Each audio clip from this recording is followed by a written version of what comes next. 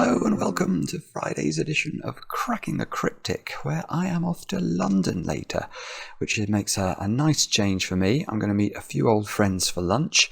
I don't know why I'm telling you this. Well, actually, the reason I'm telling you this is about this puzzle, to be honest.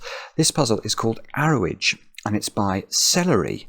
Now, Celery is a name you may well recognise if you have been watching any of our live streams, because Celery is a very common commenter on those live streams, and also a very generous donator. So Celery, thank you very much for all of the support you give the channel. But also thank you for sending us this puzzle, which I have sent to a couple of testers, and they say it's really very pretty indeed. And most importantly, and this gets me back to why I'm going to London, it is approachable today. And that's good, because I have to leave for my train in about an hour's time, and that would be troubling indeed if this was a very hard puzzle. I have done a load of hard puzzles over the last few days, all absolutely wonderful, but this one should be something we can all attempt and have a good go at. I like the fact it's got the Angel of the North in it. Look at this. This is sort of, I don't know, that's what this looks like to me. Anyway, it looks like the Angel of the North, either that or Zebedee from the Magic Roundabout. Anyway, I'll read you the rules of this one, which are fairly straightforward, in a moment or two. What do I need to tell you about first? Let's start with the Kickstarter, which we have managed to get. We've managed to hit the stretch goal, which means that community selected puzzles will be included in the book. This is very exciting. So if you are one of the 2,500 or so people who have supported the Kickstarter so far, firstly, thank you so much. Thank you so much. We are going to make you an amazing book. Secondly, you get to vote. So go over to Kickstarter and have a look at the puzzles that you, or have a think about the puzzles you want to vote for, and cast your votes, and let's get those puzzles into the book. And if you fancy getting hold of a copy of this new book, Cracking the Cryptic's Greatest Hits Volume 2, fantastic. There's a link on the screen, hopefully, if I remember to put it there. And if I don't remember to put it there, there's a link in the video description. So that is all good.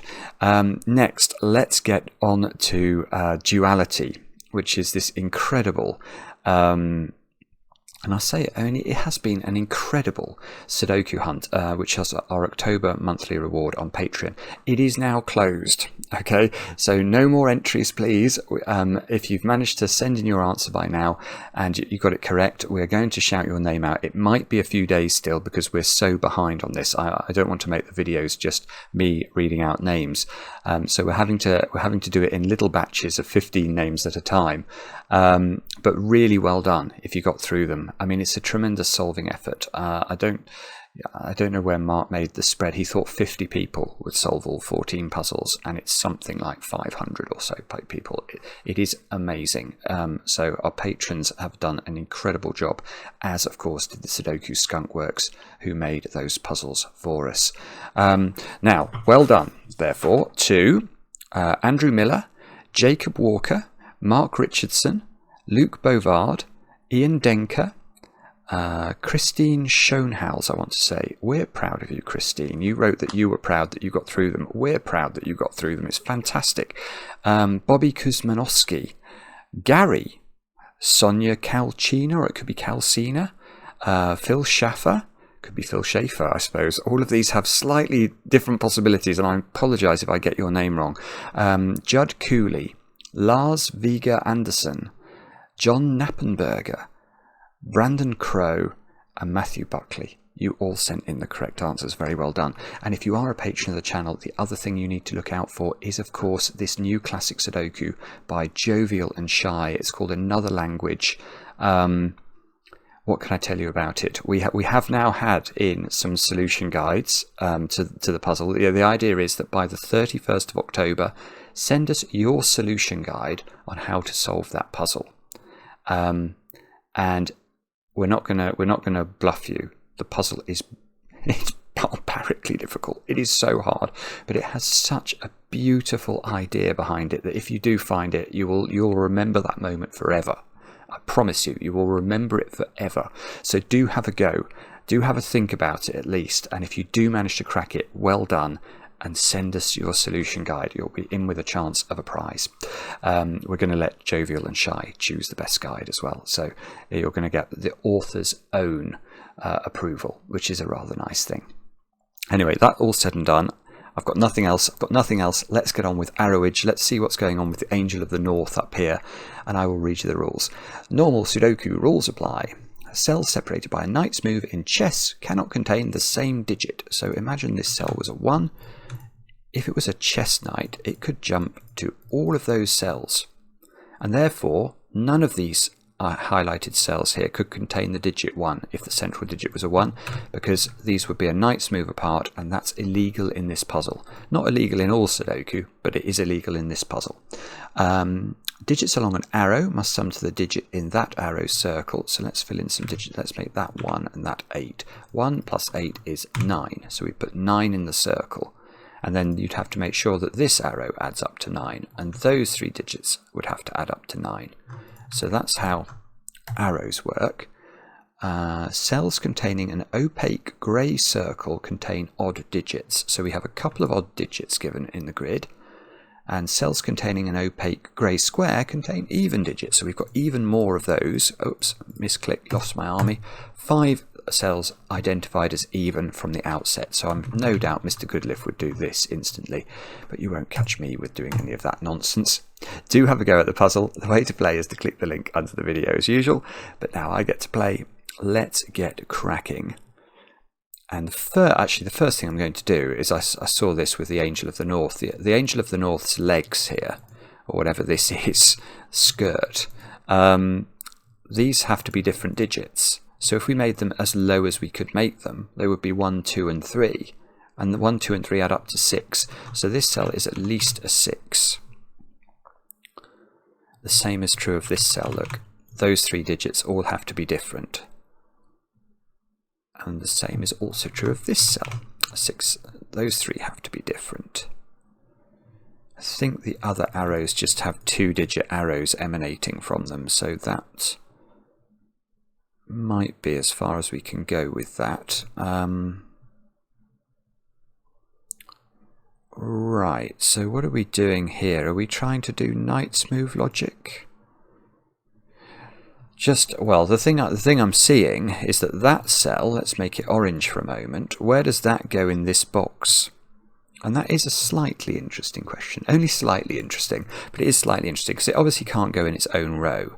And it also can't go on its own arrow. And that's because if we did try and put it on its own arrow, how would we make the maths of this arrow work? Well, imagine this was a 7. Then this would be a 7. And those 2 cells would both have to be 0 to make the maths work. And you can't put 0 into a Sudoku, or at least not in this one. So these are not orange either. This isn't orange by the knight's move. So orange is restricted in box 9 to just one of 2 places, and one of 3 places, therefore, in box 7. Which, given this is a big dim, it could still go on the arrow, couldn't it? That's not going to be terribly forcing. What about that one then? So that one looks like it's doing something in box 1. This digit can't go. Let's make, what colour should we make this? Green. Can't go in there. Can't go in there on its own arrow. Can't go in there by knight's move. So it's in one of 3 places. Okay, actually, I'm going to change the colour. For some reason, I'm not seeing the greys against the backgrounds of some of these colours very well at the moment. Purple. I can see that much more clearly. Okay. Right, this one then, is that doing something? Yeah, okay. This is interesting in terms of the angel's arms, isn't it? So let's make that blue for a moment. Where does blue go in this box? And it can't go in those 3 cells by Sudoku. It can't go on its own arrow, because it would have to have a 0 with it. And the knight's move, look, knocks out those 2 cells as well. So it's in one of these 2. So if I knew it was even, I would no, actually no, that's not true. If I knew it was odd, I would be able to put it there.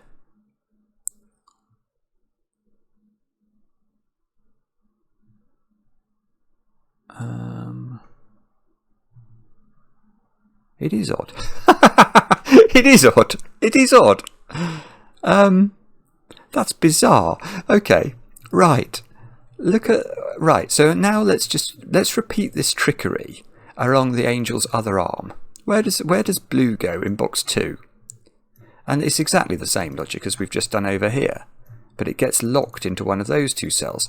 Now what I saw that's doing is it's plonking it into one of 4 cells in box 5, but it can't go on its own arrow unless we're going to include zeros. So it gets punted into the ice hockey puck in the middle of the grid, which is a circle, which is odd.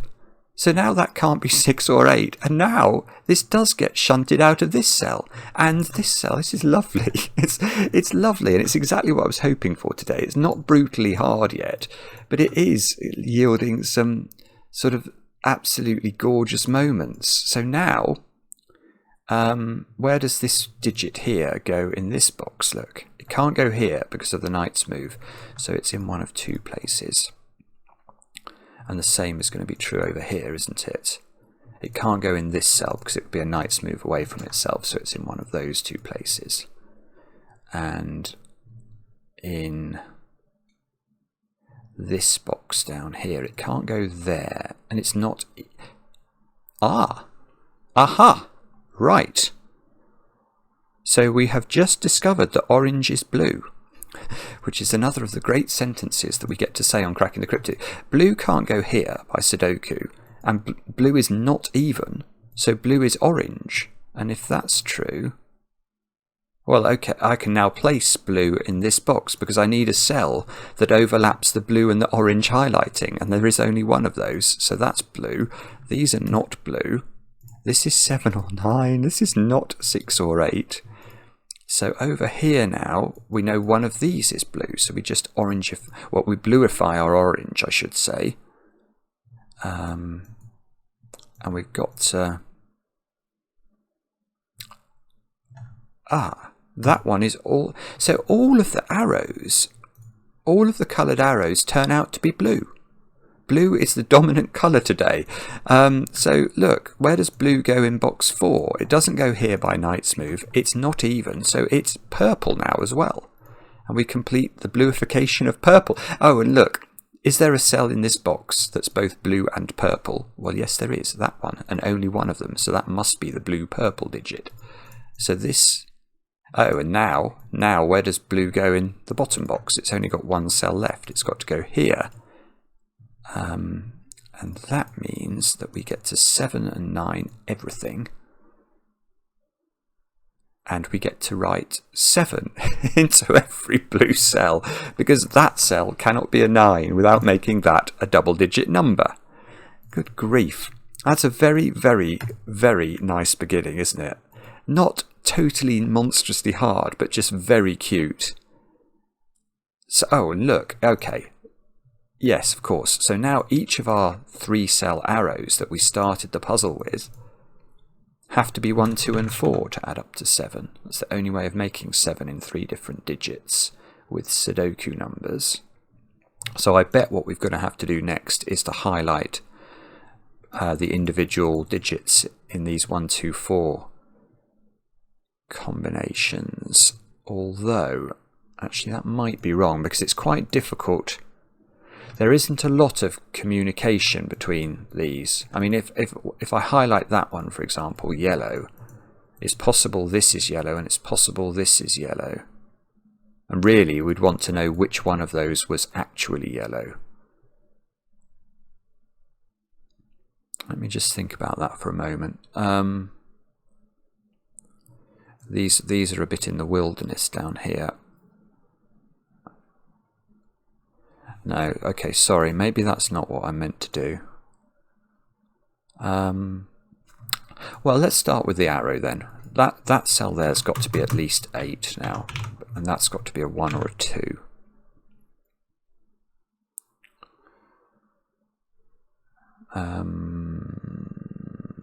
That cell is not 1, 2, or 4, but it's on a 7 arrow. Okay, alright, so that's 3, 5, or 6. But that means that cell's 1, 2, or 4 to add up to 7.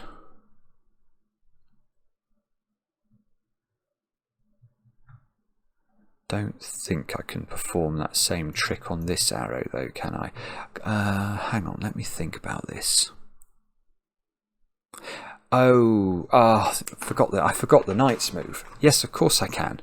Right, this cell. Oh, that's terrible choice of colour. I can't see the line through it. Let's go yellow again. Right, this cell sees all three of those digits because it sees that one by the knight's move. So this is also a 3, 5 or 6, which means that cell is a 1, 2 or 4. But that logic should work exactly the same way for the other arm. So it's all about this angel of the north, basically. So this cell sees all three of those. So again, that's 3, 5, 6. And this is 1, 2 or 4. Now, I reckon I've got a 1, 2, 4 triple in the middle row. Can I get that digit in the same way then? And get myself a 1, 2, 4 triple here. That's what it feels like it's trying to do.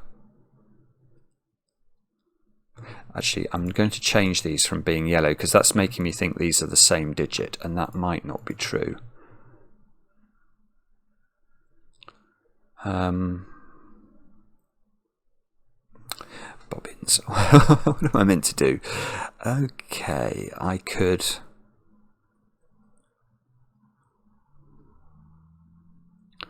I'm not seeing much, I have to say. It's interesting because although I've got all of these cells pencil marked, I can't see how to sort of make them work together.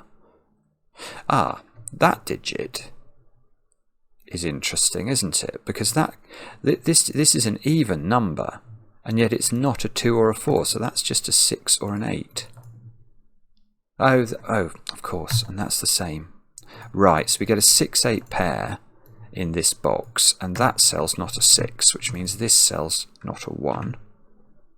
So one of these two is now a 1, and no, I was about to try and do some knight's move trickery by thinking that there was a 1 in one of those and then looking for cells that see both of these digits, but that one doesn't. So, and that one only sees one of them, it doesn't see this one.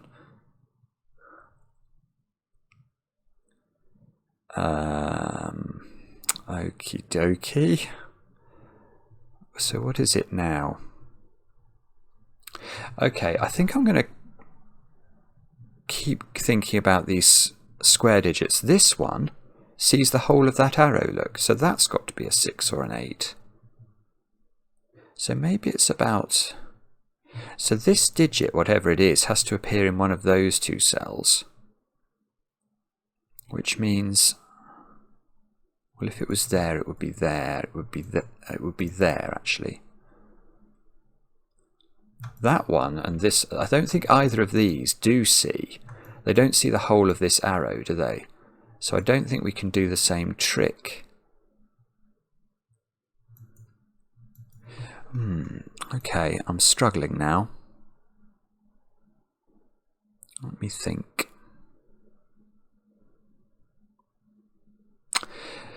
Where does that digit go in box 8? That's an interesting question. Ah, that's a no. In fact, that's a very good question at last. Right, where does that digit? Let's make that one purple. On the basis it's never going to be on an arrow, and that's a big trick because it can't go in those cells by Sudoku. It can't go here by knight's move, and it can't go here by knight's move, and it doesn't seem to have the options to be 3, 5, 2, 4 or 7. So it can only go there, and if it can only go there, all of a sudden we know it's parity. It has to be 8, and that has to be 6. And that means there's an 8 in one of two places in box 9.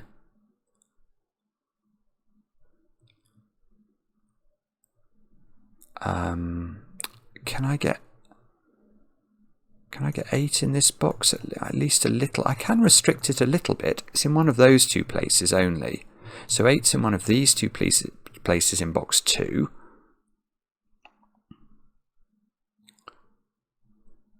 And this little circle here is suddenly under pressure because that circle sees a 6. So that circle cannot be 6, 7 or 8. I've just noticed something really cool actually. I'm going to change tack entirely. But look, this 6 rules itself out of those two cells by the knight's move. So where do you put 6 in this row? It's got to go here. Which is probably not that interesting. All right, but let's continue that journey along row 8. Where does 9 go along row 8? It can't go there because that arrow would be, well, this circle would be too big. So that's 9. So now, now this circle can't be 6, 7, 8 or 9, but it's a 2-digit number. Oh, hang on, what's this cell? This is a 3 or a 5. Well, that can't be a 5. Oh, that's lovely. That's really lovely. If this is a 5, what on earth do you put in the circle? There's no digit available because it sees 6, 7, 8 and 9. So that's a 3, that's a 5, that's a 2 by the magic of maths. This is a 1 in the corner, which I've just realised I could have got the moment I knew this was an 8, just by adding up. So what is that digit then? That digit's got to be higher than 3. And it can't be, it can't be 5 because then I'd need a 2 on the line. So it is 4. That's 1. So these two squares are a 4 and a 9, I want to say. No. That can't be a 2. That can't be a 2. So 2 is in one of those two cells. So 2 is in one of these two cells. Now that's quite interesting. That means this cell can't be a 2. Because if we did put 2 here, it would rule 2 out of box 2 altogether. So that's a 1 or a 4. Oh, that's lovely as well. This is a very cute puzzle, actually, Celery. Where does this 4 go in this box? And I don't know the answer, but I do know it's in column 2. And if it's in column 2, that's all we need to get that cell down to being a 1. Which, well, that allows me to place 1 in this box by Sudoku of all things. That places 1 here, places 4 here, places 1 here, places 2 here. Good grief. This 4 sees that cell by knight's move, so that's 4, that's 2 by pencil marking. Okay, and now let's revisit this column and ask where 6 goes, because 6 can't go here by knight's move, so 6 is transposed into the identical cells that we've got the 8 into, which means this square, I've just noticed this is a 9 by the power of Sudoku, so that cell's got to be a something. 3. I realise that's not the most descriptive thing anyone's ever said. Oh, but this 3 is super powerful on box 4. Look, it totally dominates it. Where do you put 3 in this box now? And the answer is in the corner, but not in the corner of the puzzle, so it doesn't get a song. Not even November Rain, if you listen to today's intro. This is a 5-9 pair, and there's a 5 here, so that's 5, that's 9. I've got a 6-8 pair in row 6, so I need 1s and 2. Oh, yeah, 2 sees that one by knight's move. So this is a 2, this is a 5 by maths. Where does 8 go in this box now? It's got to go there. So that's 8, that's 6, that's 6. This is not a 6-1 arrow anymore, so this is a something arrow. What are those two digits? 6 and 9. Right, I can do those by the knight's move. That's 9, that's 6. These squares are 3, 5 and 9. That's probably resolvable, but I can see that one's not 5. Can we do that? I don't know. What about those digits then? Sorry, I'm flitting around all over the place here like a will-o'-the-wisp. Right, that's not 5. Oh, this is maths, isn't it? So that's a 6. That doesn't see that one. I still need to put 3 in this box, and I need to put 9 into it. And this 3 and 9 are a little bit too far away to help me. Okay, so we're going to have to think a little bit harder. What are these? 2, 4 and 8. 2, 4, 8. Not 3, 8. 2, 4, 8. 2 is not there. 4 is not here.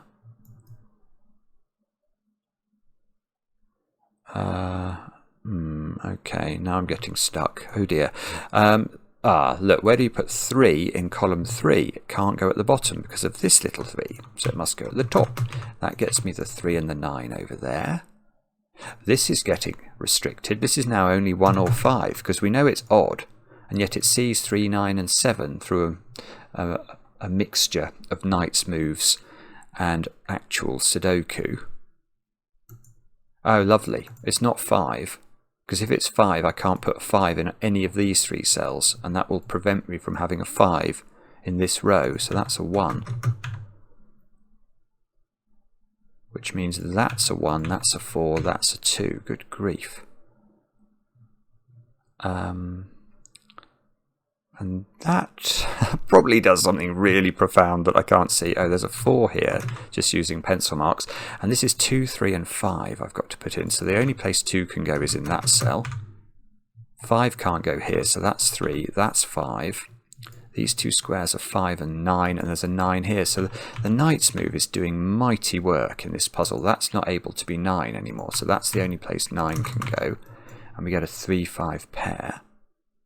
So this cell is the cell I'm now thinking about, because it can't be 3 or 5. A 3 or a 5 in this cell would break box 6. So we can see it can't be 1, 2, 3.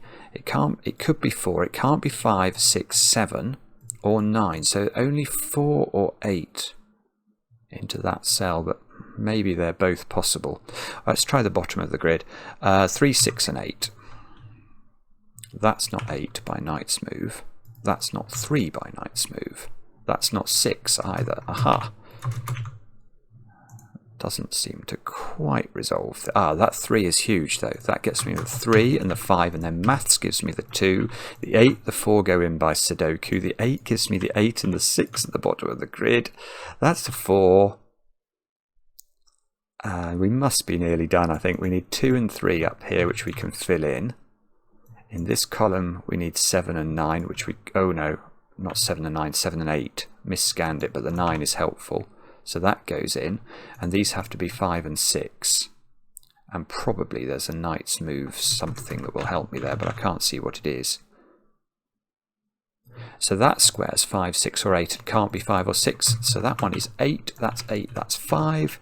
That's 5, that's 6. We need 4 and 6 into these squares, which we can fill in. And then if we haven't made a mistake, we need 5 and 9 into the last 2 cells of the grid. What a beautiful puzzle. Yay. So, it was perfect. It wasn't too difficult, but it was absolutely gorgeous. And just the way the knight's moves interacted seemed particularly powerful in this puzzle. And really, it's all about the Angel of the North up here, wasn't it? It was getting this digit was really crucial. And then I liked things like, I liked the way that even digits sort of forced patterns. And then I liked the fact that this digit, in fact, if you did this puzzle in the right order, if you thought about this and then thought hard about this, which was going to give you that. Yeah, you see, I'm just realising if I'd approached this puzzle more symmetrically, this digit here, where does it go in that box? So I asked where it went in this box, but where does it go in this box? I could have ruled it out of that arrow by the fact that that arrow adds up to 7. I could have just placed this 8 really early on, I think, and then it would have probably gone even faster. It's lovely, lovely. Anyway, I hope you enjoyed it. Let me know in the comments. I do enjoy the comments, especially when they're kind. And we'll be back later with another edition of Cracking the Cryptic.